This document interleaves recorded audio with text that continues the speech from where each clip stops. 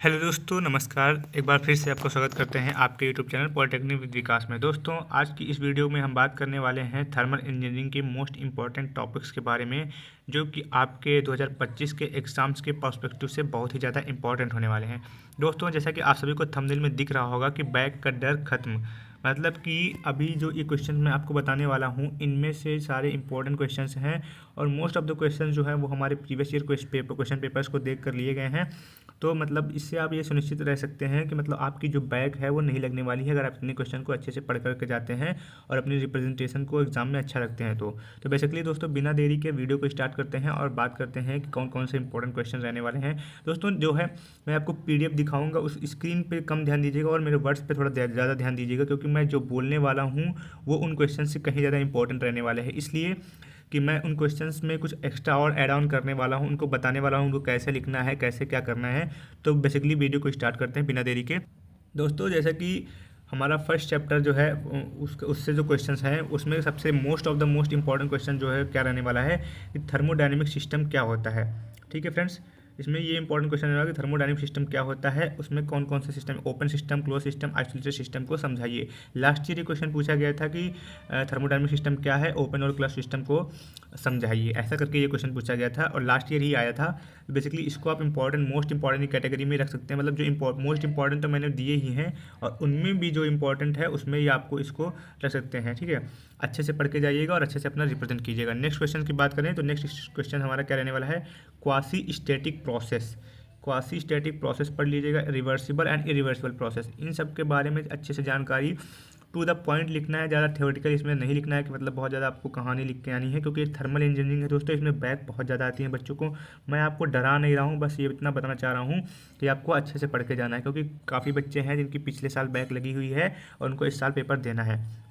ये जो है ये आपका 2025 के पर्सपेक्टिव से आपका जो है लेटेस्ट सिलेबस है, उसके हिसाब से इंपॉर्टेंट क्वेश्चन मैंने बनाए हैं। इसके पहले भी मैं वीडियो डाल चुका हूँ, लेकिन वो वीडियो से आप मत पढ़ के जाइएगा, इस वाली वीडियो से आप पढ़ के जाइएगा, क्योंकि इसमें थोड़ा सा क्वेश्चंस को अपडेट किया गया है। ठीक है, नेक्स्ट आपका क्वेश्चन आता है जीरोस लॉ ऑफ थर्मोडायनामिक। ये तो आप इसको पढ़ के ही जाना है, इसको कतई छोड़ना नहीं है और अच्छे से पढ़ के जाना है, वहाँ पर रिप्रेजेंट भी करना है थोड़ा सा डायग्राम वगैरह बना करके। ठीक है, नेक्स्ट क्वेश्चन नंबर 4 की बात करें, इसमें लिखा है क्या, name various perfect gas laws and express any one of them. यानी कि जो अनेक प्रकार के परफेक्ट गैस लॉ होते हैं उनको क्या करना है, एक्सप्लेन करना है और उनमें से कोई एक को ही मतलब क्या है, डिफाइन करना है। यानी कि आपको उन सभी गैस लॉ होते हैं, जैसे गैलुसैक लॉ हो गया, बोयल्स लॉ, चार्ल्स लॉ, इन सब का नाम लिखना है, किसने, कौन से साइंटिस्ट ने क्या दिया है। हल्का हल्का मतलब नाम ही अगर पूछे तभी आप उसके जो है मान लीजिए इक्वेशन जो होती है उसको आप जरूर लिख के आइएगा, आपको अच्छे से नंबर मिलने वाले हैं और किसी एक को आपको डिफाइन करना था। ये क्वेश्चन भी हमारा लास्ट ईयर आया हुआ क्वेश्चन है, यानी क्वेश्चन नंबर 4 भी हमारे पिछले साल पूछा गया था। फिफ्थ क्वेश्चन की बात करते हैं तो क्या है, write down the statement of the second law of thermodynamic.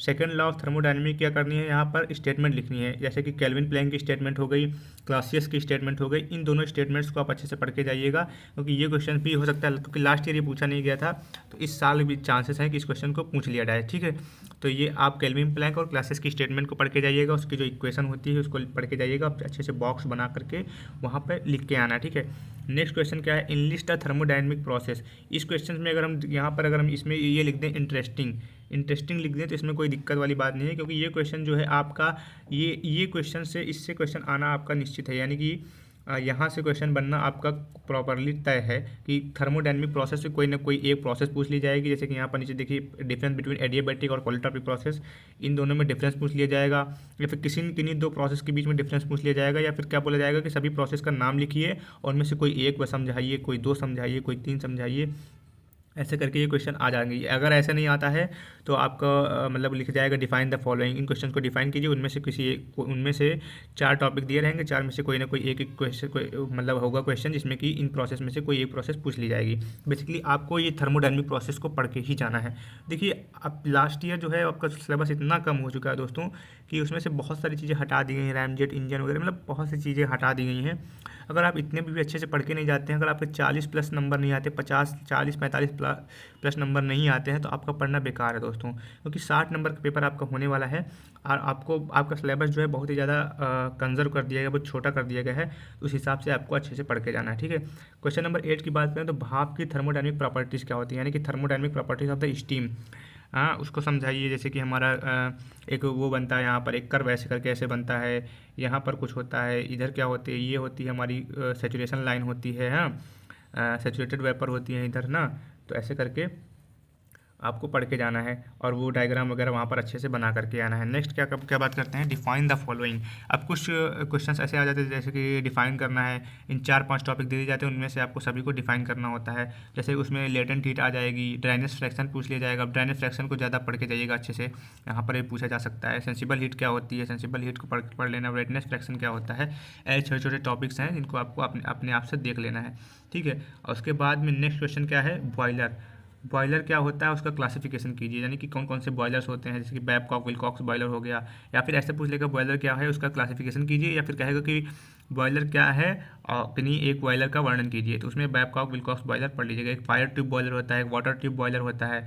हाँ, तो एक फायर ट्यूब पढ़ लेना, एक वाटर ट्यूब पढ़ लेना। फायर ट्यूब वाटर ट्यूब में से कोई अगर पूछता है तो वो बता देना, या फिर आपसे बैबकॉक विलकॉक्स पूछने के ज़्यादा चांसेस हैं। दोस्तों लास्ट में हम आपको बताने वाले हैं कौन से कैसे कैसे आपको एग्जाम में लिखना है और क्या क्या करके जाना है। तो बेसिकली लास्ट तक वीडियो में बने रहिएगा, वीडियो को स्किप करके बिल्कुल मत जाइएगा, क्योंकि हम बीच में कुछ ऐसी इन्फॉर्मेशन दे देते हैं जो आप अगर मिस करते हैं तो आपको मतलब प्रॉब्लम हो सकती है, ठीक है। देखिए यहाँ पर लिखा हुआ है क्या, difference between the impulse turbine and reaction turbine. अब इम्पल्स टरबाइन क्या होती है, रिएक्शन टरबाइन क्या होती है, ये क्वेश्चन भी हमारा लास्ट ईयर पूछा गया क्वेश्चन है, ठीक है।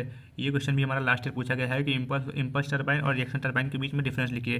जैसे कि हमारी एक फ्रांसिस टरबाइन हो जाती है ना, ऐसे ही एक इम्पल्स टरबाइन पढ़ लीजिएगा और एक रिएक्शन टरबाइन पढ़ लीजिएगा, दोनों के बीच में डिफरेंस भी याद हो जाएगा।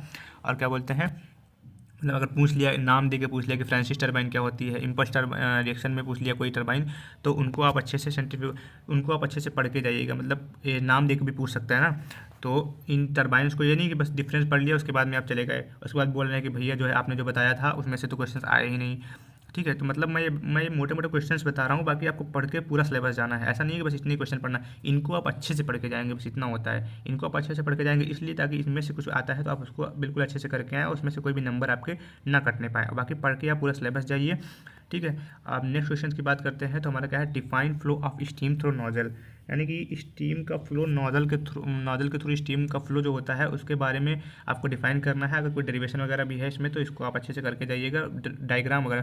बेसिकली थर्मल में अगर आपको नंबर पाना है तो डायग्राम को कहीं भी स्किप मत कीजिएगा, क्योंकि जितने भी क्वेश्चन मैंने बताए हैं ऊपर देखते चल के, जैसे कि हमारा ओपन क्लोज सिस्टम हो गया, यहाँ पे भी डायग्राम लग जाएगा। क्वासी स्टैटिक रिवर्सिबल प्रोसेस में नहीं लग पाएगा, लेकिन थर्मोडायनेमिक लॉ जीरो के थर्मोडायनेमिक लॉ पे लग जाएगा आपका, जो डायग्राम आप आराम से बना सकते हैं। परफेक्ट गैस लॉ में डायग्राम बन जाएगा, ठीक है। मतलब हर जगह आपको डायग्राम बनाना ही बनाना है, ठीक है।